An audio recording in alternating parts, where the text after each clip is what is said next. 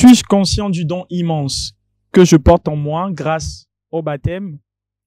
Est-ce que je reconnais dans ma vie la lumière de la présence de Dieu qui me voit comme son Fils bien-aimé? Bien, chers frères et sœurs en Christ et en humanité, paix et bien. Bienvenue dans votre émission Dies Domini. Chers frères et sœurs, comme vous le savez si bien, cette émission est consacrée à la compréhension des textes liturgiques du dimanche. Et voilà, nous sommes au dimanche du baptême de Jésus. Ce même dimanche qui va clore le temps de Noël. Et justement, le dimanche passé, c'était le dimanche de l'épiphanie du Seigneur, qui était la manifestation de Dieu aux hommes. Et pour nous aider dans la compréhension des textes liturgiques de ce dimanche, nous sommes avec le révérend père Aurelio Boris Koudionou, vicaire sur la paroisse Sainte-Élisabeth de Hongrie de Bolumondi dans l'archidiocèse de Lomé. Père, soyez le bienvenu. Merci Christian. Alors mon père, comment se porte la paroisse? Ça va par la grâce de Dieu. Nous remercions le Seigneur. Ouais. Voilà, c'est toujours un plaisir de vous recevoir ici sur le plateau de la SMA TV. Plaisir partagé également. Merci ouais. Père. Je le disais tantôt, le dimanche passé, nous avons fêté l'épiphanie. Comment a été cette célébration au niveau de votre paroisse? Nous avons pour l'épiphanie les messes comme à l'accoutumée, mais manifestation extérieure, il y a aussi l'enfance missionnaire qui a été célébrée. Donc c'était une occasion pour les enfants également de se retrouver et de fêter la nativité du Seigneur également. Voilà. D'accord. Merci Père Boris.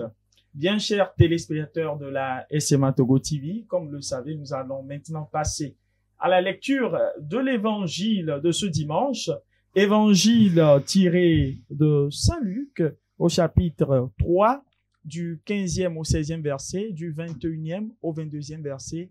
Ouvrons nos cœurs donc et écoutons l'évangile. Évangile de Jésus-Christ selon Saint Luc. En ce temps-là, le peuple venu auprès de Jean le Baptiste était en attente, et tous se demandaient en eux-mêmes si Jean n'était pas le Christ. Jean s'adressa alors à tous. « Moi, je vous baptise avec de l'eau, mais il vient, celui qui est plus fort que moi.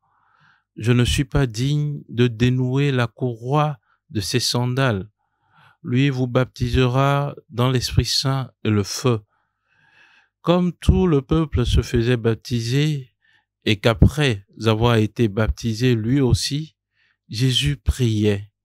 Le ciel s'ouvrit. L'Esprit Saint, sous une apparence corporelle, comme une colombe, descendit sur Jésus, et il y eut une voix venant du ciel. « Toi, tu es mon Fils bien-aimé, en toi je trouve ma joie. » Acclamons la parole de Dieu. Louange à toi, Seigneur Jésus. Merci, cher Père Aurelio, pour la lecture de cet évangile. Comme nous savons si bien le faire, nous allons vous demander de nous replacer ce texte d'évangile dans son contexte. Alors, ce texte est bien situé dans l'évangile de Jésus-Christ selon Saint Luc. Le contexte, disons, il est situé entre la prédication de Jean-Baptiste puis la généalogie de Jésus dans l'évangile de Luc. Voilà. Donc, disons que ce texte montre, si nous voyons bien, l'humanité de Jésus. Voilà. Puisque on a mis certains versets à l'intérieur de ce texte, si vous voyez bien. On a pris le verset 15 et 16, puis le verset 21 et 22. Il y a les versets 17 à 20 qui ont été omis. Et dans ces versets-là, on nous dit que Jean-Baptiste a été arrêté par Hérode. Voilà. Et puis après, on reprend là où Jésus vient au baptême, comme tout le peuple se faisait baptiser. Et après ce récit, on enchaîne avec la généalogie de Jésus-Christ. Donc l'auteur fait cela pour nous montrer l'humanité de Jésus, notre Sauveur. Voilà. Et aussi pour clore une période, la période des prophètes avec Jean-Baptiste, et pour commencer une nouvelle période avec Jésus. Voilà. D'accord, mon père. Et en suivant le test de Saint Luc, on se rend compte également que Jean-Baptiste insiste sur le fait qu'il n'est pas le Messie. Pourquoi donc cela? Ouais, Jean-Baptiste est venu préparer la voie du Messie. Il est venu préparer le peuple à l'avènement du Messie. C'est sa tâche. Ce n'est pas lui le Messie, donc il ne pourrait pas s'arroger ce titre. Lui-même sait. Hein. D'abord, lui et Jésus se sont rencontrés dans le sein de leur mère et Jean-Baptiste connaît sa mission, celle de préparer les voies du Seigneur. Donc, et lorsque il voit même, lorsqu'il était avec ses disciples, il dit, il faut que je diminue pour que lui grandisse. Voilà. Il finit sa mission, il faut qu'il passe derrière le rideau pour laisser le Seigneur Jésus accomplir la sienne. Voilà. On voit Jésus qui se fait baptiser dans le Jourdain. Quelle signification ce baptême de Jésus peut-il revêtir? Il y a beaucoup d'explications. D'abord, je le disais tout à l'heure, dans la situation du test, Jésus se fait baptiser. On peut se demander pourquoi lui se fait baptiser. Si le baptême de Jean était un baptême de conversion. Voilà.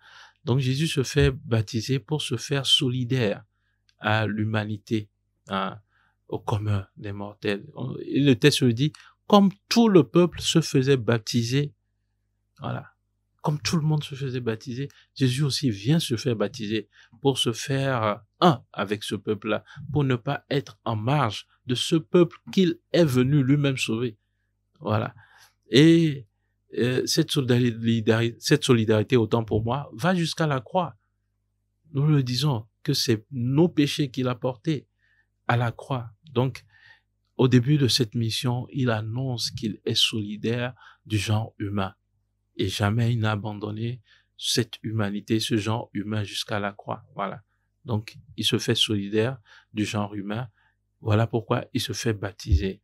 Et aussi, une autre explication, c'est que Jésus, en descendant dans le Jourdain, il sanctifie les eaux du Jourdain. Pour d'autres exégètes, c'est que le Jourdain est un lieu de mort, un fleuve de mort. Et il descend dans le Jourdain pour en sanctifier les eaux. Voilà. Et par ces eaux qui sont sanctifiées, c'est nous aujourd'hui déjà qu'il annonce le baptême de ceux qui se feront baptiser après lui. Avec Jésus prend fin le baptême de Jean-Baptiste, puis maintenant commence la nouvelle ère chrétienne, la nouvelle création par le baptême chrétien que nous recevons aujourd'hui. Voilà. Justement, mon père, au cours de ce baptême également de Jésus dans le Jourdain, on s'aperçoit également qu'il y a une voix et qu'il y a une colombe que nous apercevons également. Quelles peuvent être les significations de ces deux éléments? La voix nous dit, c'est la voix de Dieu le Père, hein, qui atteste que Jésus est son Fils. Voilà. Que c'est lui, le Messie envoyé, son Fils bien-aimé. Et on nous dit, le texte nous dit que Jésus priait. Et quand il priait, le ciel s'ouvrit. Et c'est après cela que la colombe est descendue, l'Esprit Saint est descendu, selon l'évangile de Luc, l'Esprit Saint est descendu sur une forme corporelle, sous une forme de colombe. Puis, maintenant, se fait entendre la voix qui proclame que toi, tu es mon Fils bien-aimé, en toi je trouve ma joie. Voilà. Donc, pour beaucoup de prophètes, avec le péché des premiers parents, les cieux se sont fermés. Voilà. Les cieux se sont fermés. Donc, Dieu n'était plus sensible à nos prières et autres. Donc, maintenant, par la personne de Jésus-Christ qui est en train de prier, les cieux s'ouvrent maintenant pour nous réconcilier avec le Père. Et ce qui fait entendre la voix de Dieu le Père que, ah, celui-ci est mon Fils bien-aimé. Voilà. Et maintenant, la forme, l'Esprit Saint qui descend sous forme de colombe. Et, nous pouvons déjà voir ces passages dans le livre de la Genèse, Genèse 1 chapitre 2, on dit au début de la création que l'Esprit de Dieu planait sur les eaux.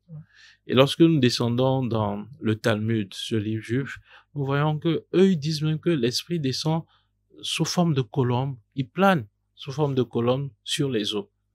Voilà. Pour dire que c'est le moment de la création par l'Esprit. L'être Trinité est là pour créer maintenant, le moment de la création. Et lorsque nous prenons le déluge également, après le déluge, Noé libère une colombe pour annoncer que c'est une nouvelle création qui va se faire maintenant. Voilà.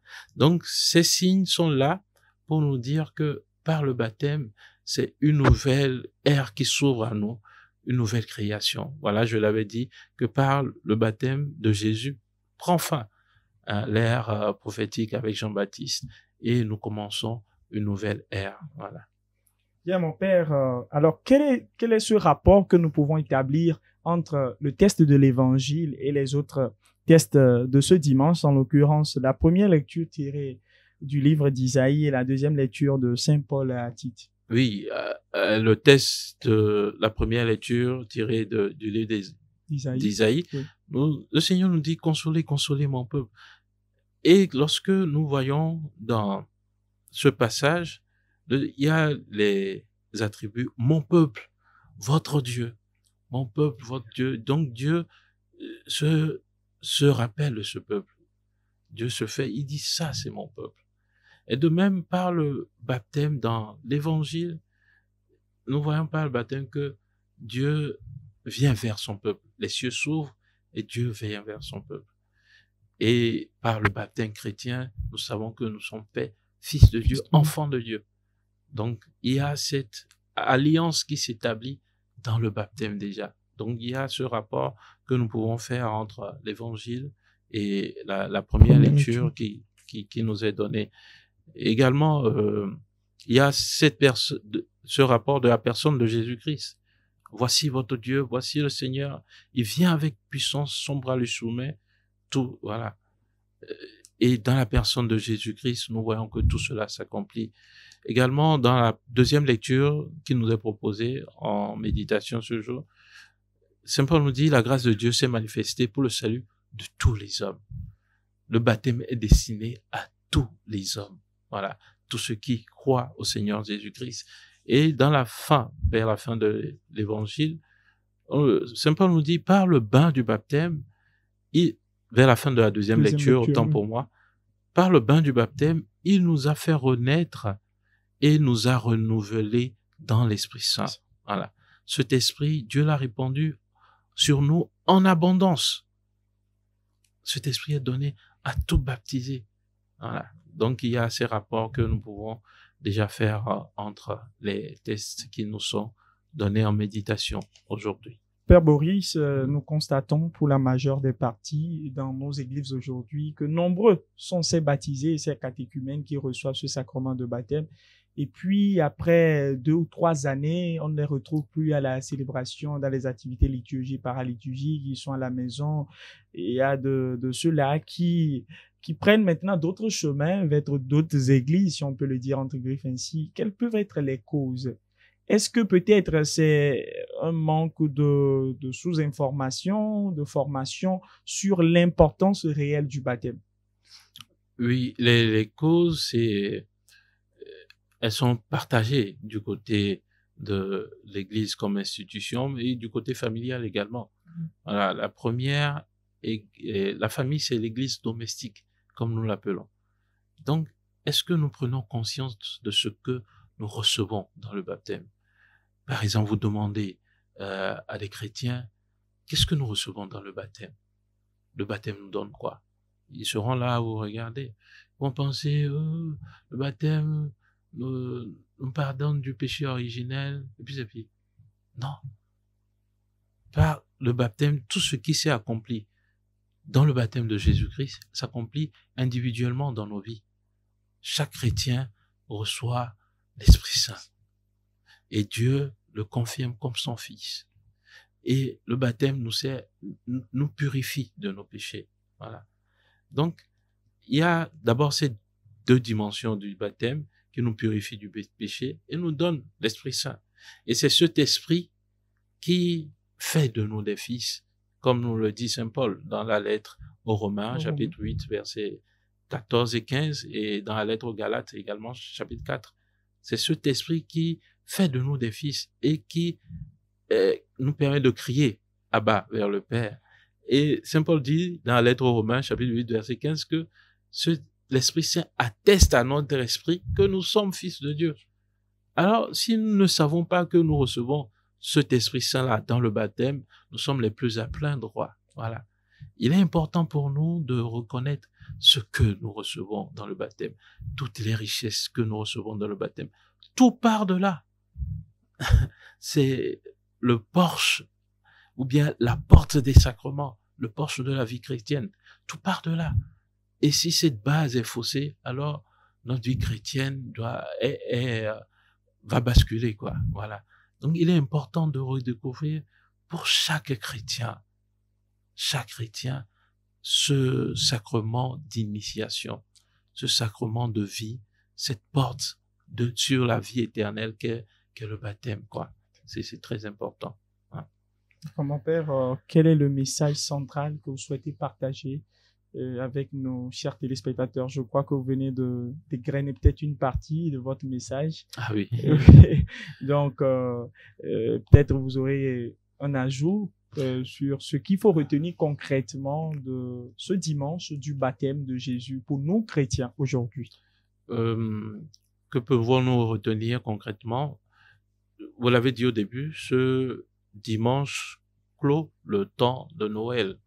Hein, et le baptême, pour nous, c'est une activité, une seconde naissance également. Voilà pourquoi ce sacrement, cette fête est inclue dans le temps de Noël, d'une part, et aussi pour pour ouvrir maintenant l'ère chrétienne au ministère de Jésus dans les prochains évangiles que nous allons écouter. Voilà. Donc, pour nous, ce dimanche nous est donné pour redécouvrir la beauté du sacrement de baptême, ce que nous recevons vraiment dans le sacrement de baptême, la purification, le pardon des péchés, comme on nous l'a dit dans la première lecture, et le don du Saint-Esprit. Je dis bien souvent que le Saint-Esprit que nous recevons, c'est l'Esprit de Dieu lui-même. Si l'homme est composé d'une dimension tripartite, corps, âme et esprit, Dieu a son esprit en lui qu'il nous donne pour que nous vivons de lui. Sans cet esprit, nous ne pouvons rien faire dans ce monde. Voilà. Nous devons vraiment découvrir la beauté de cette richesse que nous recevons dans le baptême. Le Saint-Esprit, l'Esprit de Dieu lui-même, et pouvoir en vivre. Voilà pourquoi, lorsque Dieu nous fait des dons dans le baptême et que nous n'en sommes pas conscients, l'Église propose, le catéchisme de l'Église catholique d'ailleurs propose que nous puissions revivre ce temps de l'effusion de l'Esprit pour réveiller en nous toutes les richesses que nous avons reçues dans le baptême. Voilà. Le baptême nous est donné pour, comme le dit un père de l'Église Tertullien, pour nous enrôler dans la milice du Christ. C'est comme si nous devenons des soldats du Christ. Voilà. Les chrétiens, nous sommes bien souvent là pour réclamer nos droits de la part de Dieu. Dieu doit me faire ceci. Mais quels sont nos devoirs en tant que chrétiens? Le baptême nous engage à cela. Voilà. Dans le diplôme 233, nous disons, mais voilà, je m'engage. C'est un engagement. Le baptême, c'est un engagement. On ne peut pas blaguer avec le baptême, quoi. Nous nous engageons comme soldats du Christ. Nous prêtons serment pour nous engager pour la cause du Christ.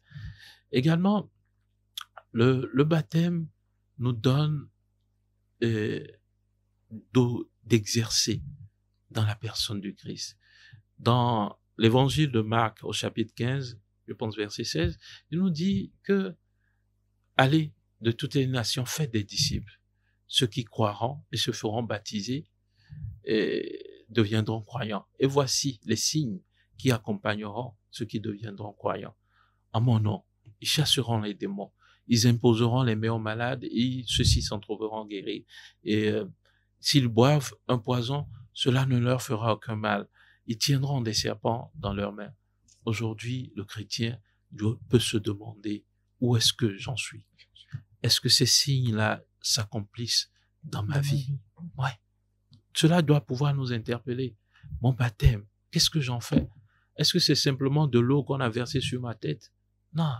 Je dois pouvoir être conscient que Dieu me donne son esprit pour le représenter, pour pouvoir exercer en son nom. Jésus nous le dit, je vous donne autorité. Je vous choisis et je vous établis. Dieu a confiance en nous. Il nous donne son esprit pour que nous puissions changer ce monde, quoi. Voilà ce que j'aimerais tant soit peu partager avec nous par rapport à l'importance de ce sacrement du baptême. Et puis, permettez-le-moi, cette discussion qu'il y a souvent peut-être sur les réseaux sociaux par rapport au baptême, l'Église catholique, oh, on ne vous amène pas, on ne vous fait pas un baptême immergé, donc ce n'est pas un baptême. Oui. Non. L'Église catholique, dans le code de droit canonique, reconnaît les deux formes de baptême. Il y a le baptême par immersion, le baptême par infusion ou aspersion. Voilà. Les deux formes de baptême sont reconnues. Et dans les églises, nous devons construire un baptistère où le candidat au baptême doit être introduit. Voilà. Donc, les deux formes de baptême sont reconnues. Et rien ne nous dit que Jésus a été baptisé par un baptême, par immersion. Non. Rien ne nous le dit. Il est descendu dans le Jourdain. Sur d'autres images, vous allez voir que Jean-Baptiste a pris de l'eau qu'il a versé sur sa tête. Sur d'autres images, vous le voyez qui est plongé. Voilà. Mais l'important pour nous, c'est que Jésus a sanctifié ces eaux et c'est par ces eaux que nous sommes baptisés. Voilà pourquoi, pour le baptême, on requiert toujours que ce soit avec de l'eau bénite qu'on puisse baptiser le candidat. Voilà.